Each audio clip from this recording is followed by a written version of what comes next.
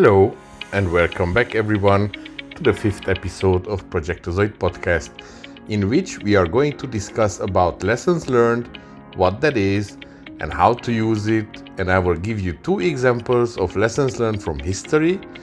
Moreover, you will find a link in the description from where you can download a simple lessons learned template and tailor it and use it for your project. So, what are lessons learned and how do we use them? According to the Project Management Institute, lessons learned is the learning gained from the process of performing the project. What that means is that we have a lot of things to learn on each project, and that must be documented somewhere. You're asking why? Well, let me tell you an example. If your organization has a project that has an objective to change all the windows in your office, the project manager will document all the lessons learned. These can be information such as which vendor has the organization contracted to carry out the work and what were the selection criteria, how did they choose them based on what, how did they negotiate the best prices for the work and material, what kind of planning did they do, which circumstances, direct or indirect, need to be considered. What were the mistakes they made? Very important. Which unforeseen risks have materialized during the project? These are just some examples, but lessons learned can be a lot and from every aspect of the project. Now, why do we do this? The project is in closure or closed already. We don't need all this information anymore, right? Wrong. Because documenting all these facts, experiences, observances will help the organization to manage similar projects. How?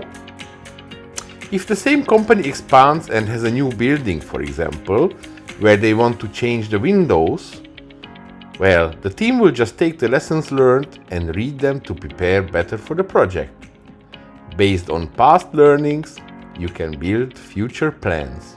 And lessons learned are super valuable for this. Just like in life, right? Project managers, project team members, leadership, and stakeholders can all participate in the lessons learned sessions, review the lessons learned files, and make decisions on how to use the knowledge gained. Sharing lessons learned among project team members prevents an organization from repeating the same mistakes and also allows them to take advantage of organizational best practices. But how? Well, the elaborateness of the lessons learned process depends on how evolved the organization is. Usually, small organizations do not have any kind of process in place. They may not even collect lessons learned, not realizing that they may need it in the future. And usually, this is where the mindset of growth comes in. If you want to scale up your business at one point, you need to accumulate knowledge, process it, implement tools and processes to handle it, and make use of it for the future. So, for the first step is to have a lessons learned process in place. How does it start? Simply by doing it, collecting the lessons learned from people who were directly or indirectly involved in the project. This will also give them a good feeling that you actually care about their experience, and it will give you an insight with value on how you can improve. At a minimum, you should have a meeting or workshop where you discuss these lessons with everyone and you document it in a template. A Guide to the Project Management Body of Knowledge, PMBOK Guide, defines a process as a set of interrelated actions and activities performed to achieve a specified set of products, results, or services, which are as follows. First phase, identify. Identify and recommendations which would be valuable for future projects. Second, document and share findings. Third, analyze and organize for application of results. Fourth, store in repository. And fifth, retrieve for use on current projects. Whoever organizes this meeting and usually it's the project manager, should prepare in advance and facilitate the collection of lessons learned with a structured collection template or project survey. The project survey should be organized by category. The use of categories will ensure key information is not missed and will later help to focus the discussion. Standard categories for each project should be defined, and additional categories specific to a project can be added. Suggested categories include project management, resources, technical, communication, business processes, requirements, design and build, testing, implementation, and external areas. These categories can be subdivided into more detailed categories. For example, project management can be divided into process groups: initiating, planning, executing, monitoring, and controlling and closing. Planning can then be further divided into project schedule, risk analysis, and so on. A simple approach is to begin with a few categories such as project management, resources, technical and external areas, and then add more categories as needed if needed. The project survey should also include specific questions for each category. These responses will be used by the lessons learned facilitator to guide the discussion during the lessons learned session. There are 3 key questions in the lessons learned process that should be included as part of the survey and need to be always asked.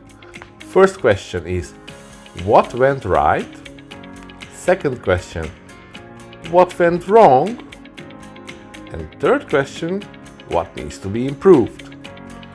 All these lessons learned which you have collected must be analyzed, conclusions drawn, and based on the results, you can also make recommendations to others, like to develop skills where you realize that they are lacking, to make suggestions for investment in something that on the long term brings organizational benefits, or process improvements, for example. Then you have to make sure you store these lessons, not just shoot them up in the cloud in a document called, lessonslearned.pdf and forget about it. The point of the whole thing is to make it searchable, easily understandable and interpretable. Imagine just if the project manager leaves the company with all the knowledge and you lose money by making the same mistakes which could have been avoided if you would have made the lessons learned available, right? Well, let's see some lessons learned examples from history which accentuate the importance of the whole process. Lessons learned number 1, clear and agreed objectives/requirements. The lack of clear and agreed objectives remains a common problem in the 21st century with a long history. For example, the Palace of Versailles in France, project in the 17th century, provides a cautionary tale for this lesson, as King Louis XIV continually added new requirements to the project, significantly increasing the cost as well as demanding an impossible schedule, which also inflated the project budget and in all likelihood was the most expensive project in history. The resulting debt, along with costly wars during the 18th century, were principal causes that ignited the French Revolution in 1789. Fun fact, the whole Palace of Versailles has 0 toilets. Let's move on. Lessons learned number 2. Communication is imperative. Well, the Gothic cathedral projects during the Central Middle Ages, which were between 1050 and 1300, present a good example of communications management in long-scale projects. There were 2 aspects to this, with the first to get buy-in for the project, as the town and inhabitants of the church location had to support the endeavor, as the structure was a major imposition to the town and its inhabitants. The second factor was the need for continuous communication to the project, potentially century-long life cycle, as new generations needed introduction and grooming to take over the work from the prior generation. Few 21st century projects take 100 years to complete. However, the Gothic Cathedral efforts demonstrate the need for efficient and effective communication in project work. In conclusion, you should treasure all the lessons learned and the conclusions you can draw from them, and make these collected information work in your and your organization's favor. As we say so rightly, information is power, and we, us, project managers, like to be in power, right? Wink, wink. So, dear people, thank you for listening to this episode of Projectozoid, and as promised, you will find the link on the Facebook page of the podcast, where you can download a template which you can kickstart and better manage your lessons learned process. This is my gift to you. I hope you all will use it. Not lose it, God. Well, let me also thank my friend Kis Bence and Radio Gaga in Romania for the interview we had last week about project management and Projectozoid podcast. If you're interested, the link to it is posted on the Facebook page of the podcast. In case you have any questions, feedback, reach out to me and I'll be glad to answer them. Oh, and by the way, something really awesome is in preparation. Stay tuned. I will announce it soon, but this I can tell for now. It will be amazing.